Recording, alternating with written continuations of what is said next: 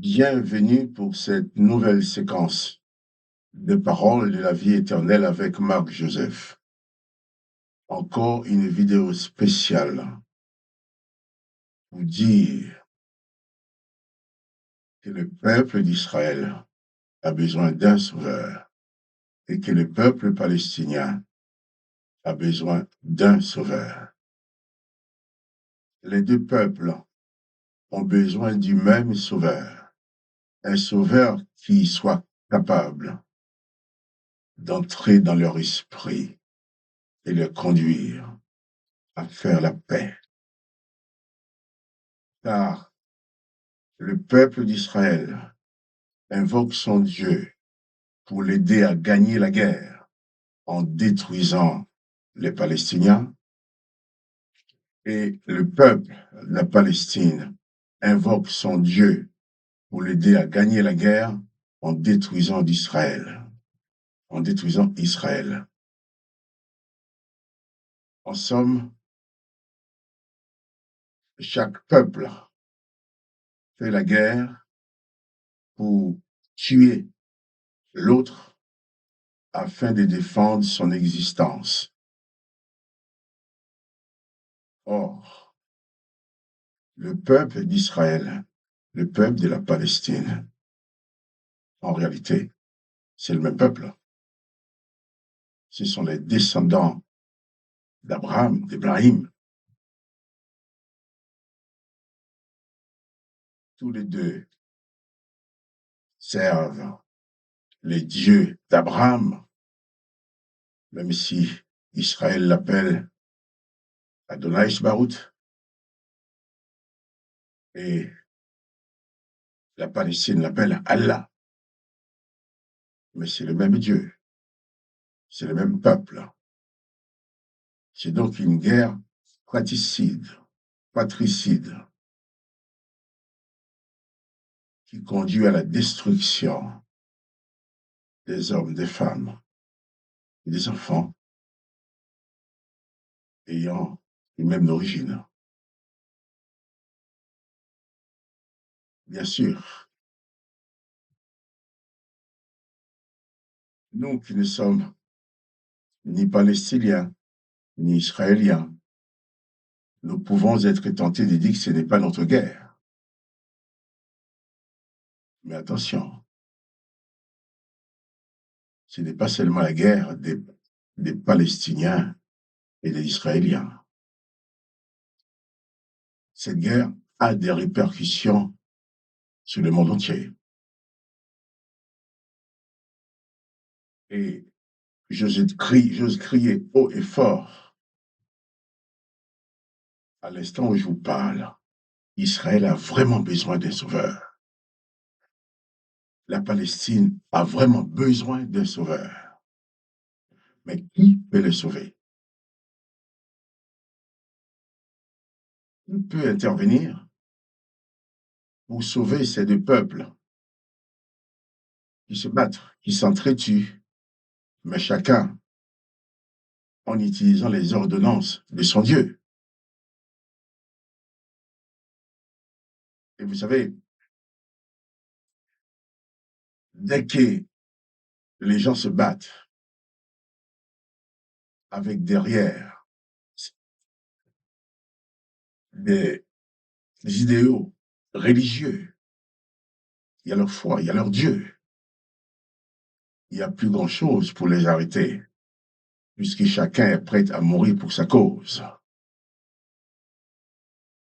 Or, aujourd'hui,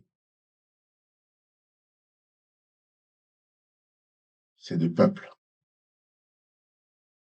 sont en train de s'entretuer,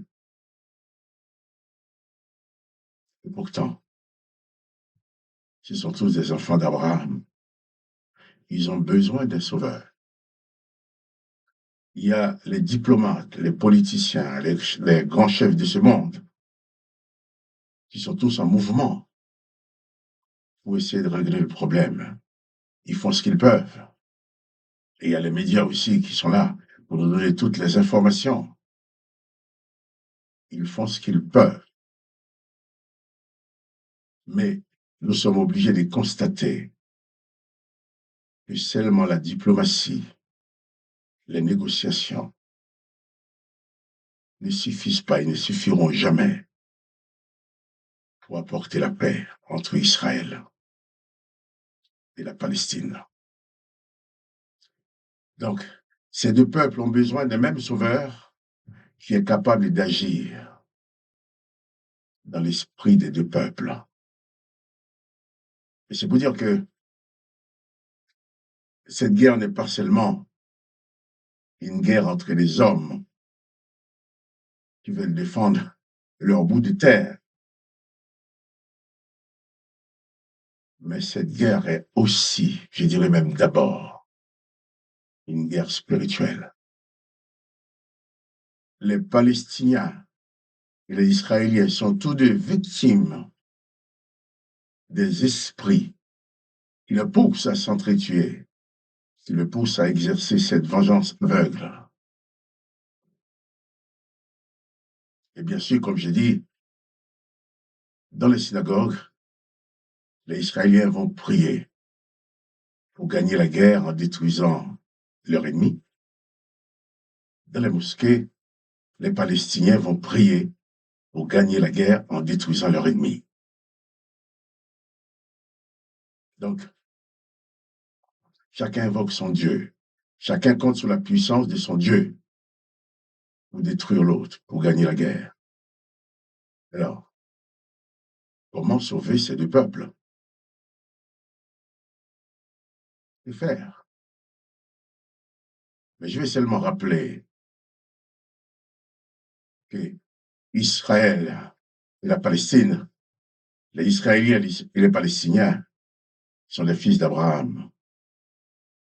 Mais parmi ces deux fils d'Abraham, dans ce peuple, est sorti quelqu'un qui s'appelle Jésus-Christ, qui lui aussi est né dans cette descendance d'Abraham. Mais lui qui, dans ses enseignements, n'a jamais conseillé la guerre. Au contraire, qui a toujours invité les hommes à vivre en paix.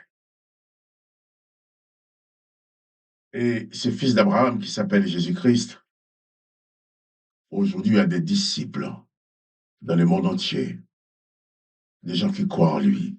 On les appelle les chrétiens, dont j'en fais partie. Je veux aussi m'adresser aux chrétiens pour les dire, cette guerre est aussi votre guerre. Vous ne pouvez pas, nous ne pouvons pas rester à l'extérieur pour dire, bon, ce sont des musulmans, ce sont des chrétiens, ce sont des juifs, des Israéliens, donc ça ne nous regarde pas. Cette guerre nous regarde.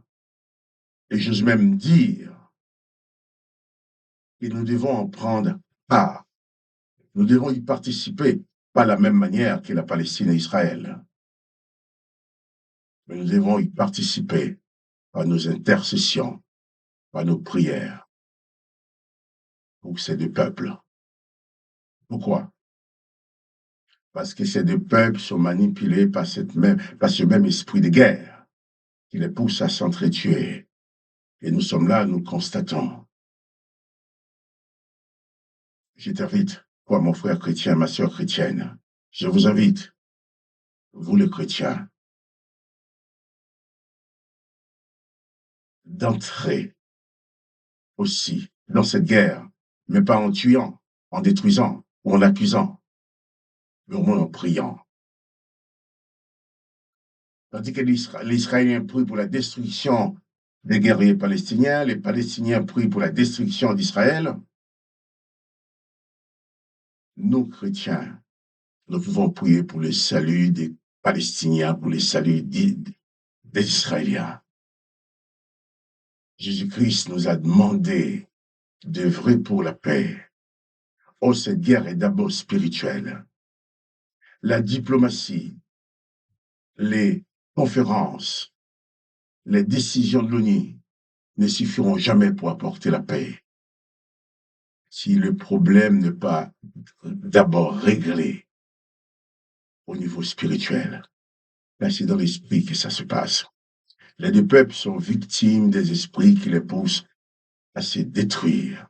Vous savez, un esprit ne meurt pas, mais un Israélien, ça meurt.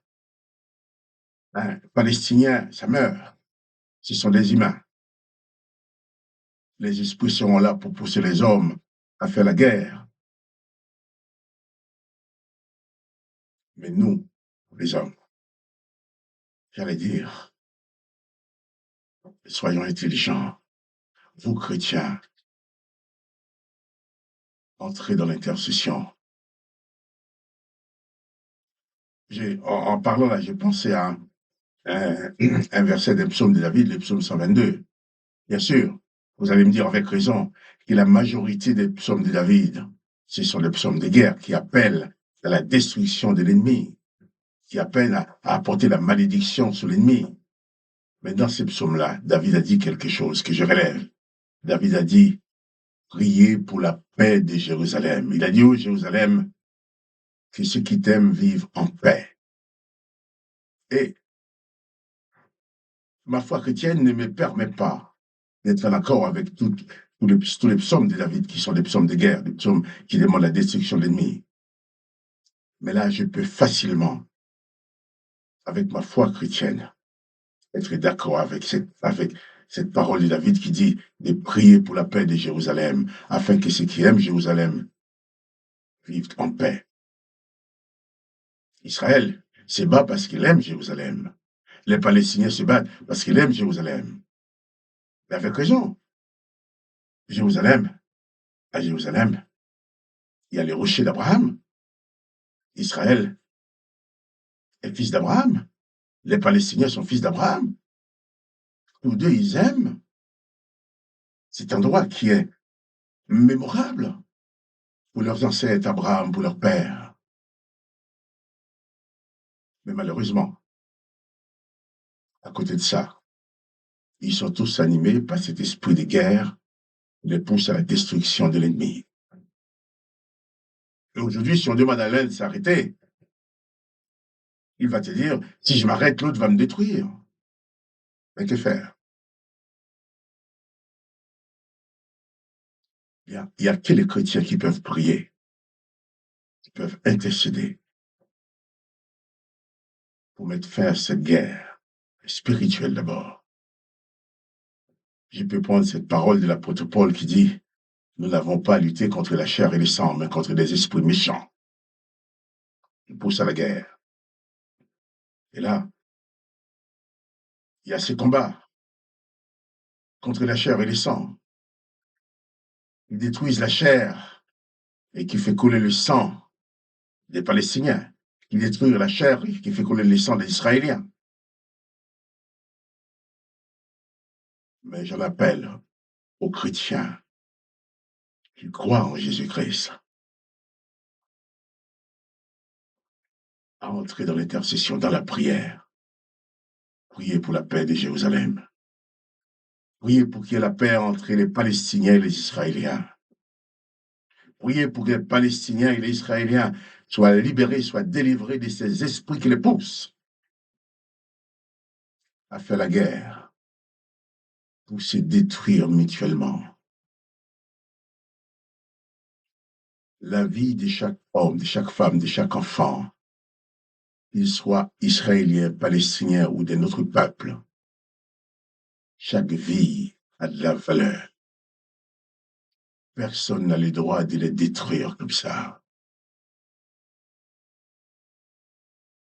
Et j'ai dit ceci,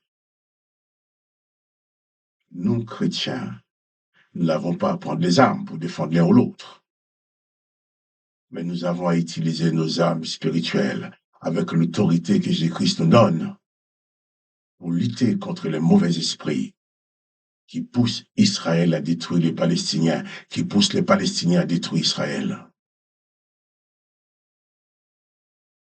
Nous devons prier.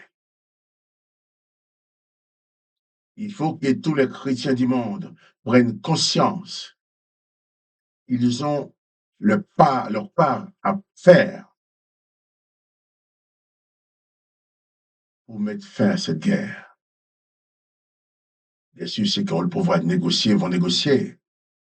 Mais d'autres qui n'ont pas le pouvoir, la capacité d'aller négocier, mettez vos genoux par terre.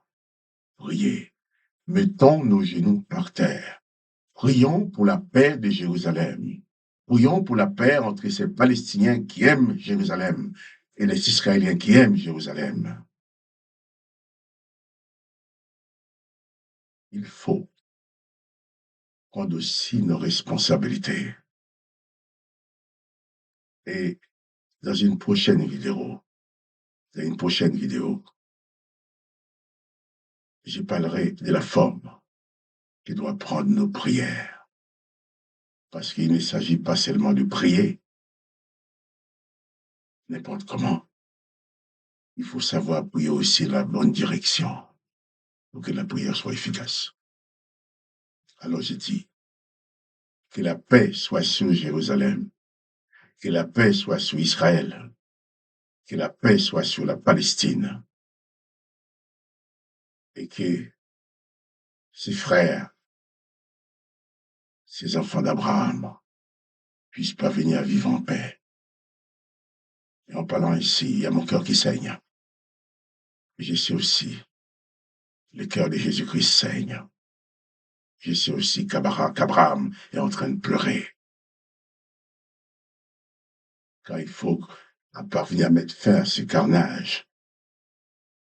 Et que les deux peuples arrivent à vivre, que les hommes, les femmes, les enfants parviennent à vivre en paix, quelle que soit leur nationalité. Je reviendrai sur ce sujet. Mais en attendant, priez instamment, priez de tous vos cœurs, prions de tous nos cœurs pour la paix de Jérusalem. Et ce Sauveur qui peut apporter la paix à Jérusalem n'est que Jésus-Christ. J'en parlerai dans une prochaine vidéo.